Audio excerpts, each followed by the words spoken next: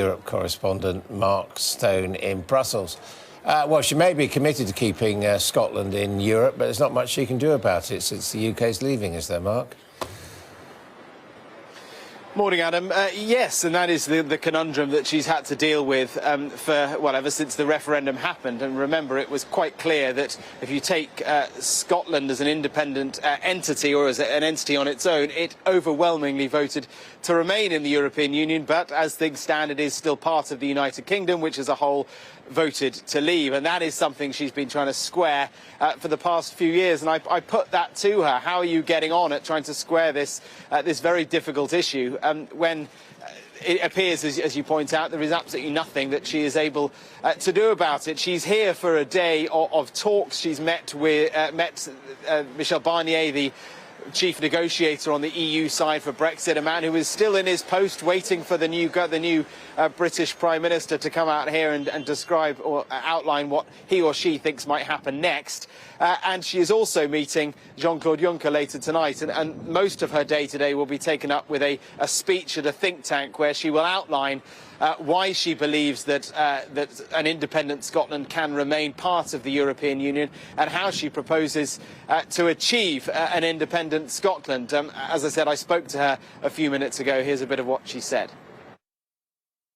I think there is now a greater prospect of a second referendum. It requires, of course, the Labour opposition to get off the fence and back that unequivocally. If that happens, then I do think that is a prospect that's not guaranteed, but certainly has increased in possibility. That said, I am concerned that the risk of a no deal has also increased.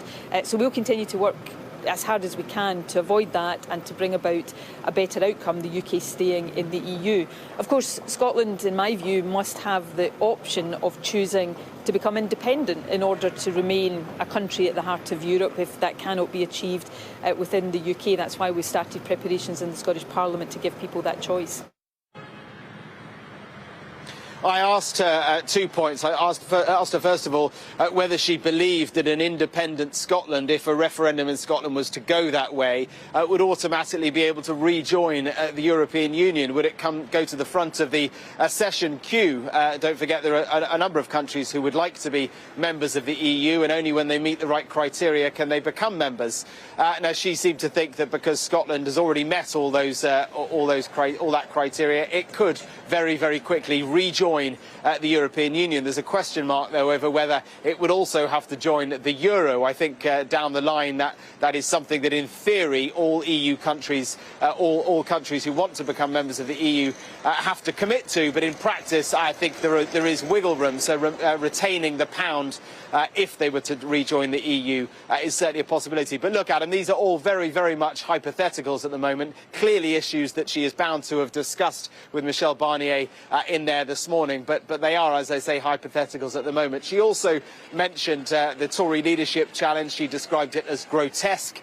She said that she thinks in this current political climate, the idea that a very, very small number of Conservative members of the Conservative Party can choose the person who will be the next Prime Minister in this current political climate is a grotesque thought. And her response to that, her solution to that, as you might expect, is a general election. Mark Stone, thank you very much indeed.